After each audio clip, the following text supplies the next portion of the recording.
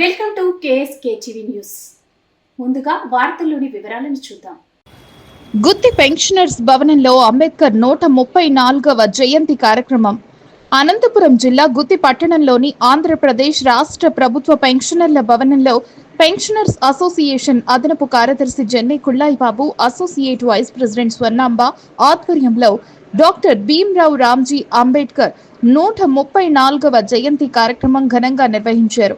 ఈ కార్యక్రమంలో ముందుగా డాక్టర్ బిఆర్ అంబేద్కర్ చిత్రపటానికి అసోసియేట్ వైస్ ప్రెసిడెంట్ స్వర్ణాంబ, అదనపు కార్యదర్శి జెన్నె కుళ్ళాయి బాబు పూలమాల వేసి నివాళులర్పించారు. ఈ సందర్భంగా వక్తలు మాట్లాడుతూ, ఈయనను కొందరు దేవుడిలాగా పూజిస్తారు.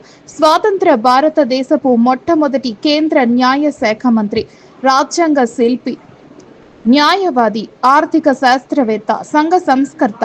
ఇతని తండ్రి బ్రిటిష్ ఇండియన్ ఆర్మీలో సుబేదార్గా పనిచేశాడు. బరోడా మహారాజా షాయాజీ రావ్ గైక్వాడ్ ఇచ్చిన విద్యార్థి వేతనంతో బిఏ, రాజా ఆర్థిక సాయంతో కొలంబియా విశ్వవిద్యాలయంలో ఎంఏ, పిహెచ్డి పట్టాలను పొందాడు. తాను హిందూ ధర్మంలో భాగమైన సూర్యవంశం చక్రవర్తి సిద్ధార్థుడు స్థాపించిన బౌద్ధ ధర్మాన్ని స్వీకరించారు.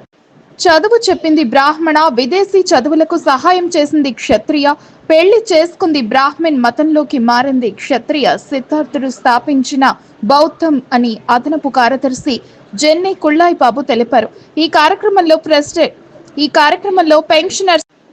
కార్యక్రమంలో pensioners associate vice president Swarnamba, అదనపు కార్యదర్శి Jenne Kullayi Babu, secretary Rammohan, joint secretary Lakshminarayana Reddy, Chennareddy, Narayana Reddy, Sheikh Shabali, Govindappa, Narayana Shetty, Devadas, Narasimhulu మొదలగు వారు పాల్గొన్నారు.